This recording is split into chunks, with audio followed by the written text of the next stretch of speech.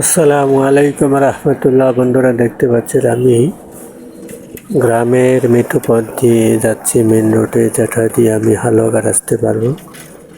তো আপনাদের দেখানোর জন্য এই ভিডিওটি করা। আসলে গ্রামের পথ, মেঠো পথ দেখতে কীরকম, তো আপনারা আসলে জানেন বৃষ্টির সিজনে এগুলো আসলে এখান দিয়ে চলা অনেক কষ্টকর হয়ে ওঠে।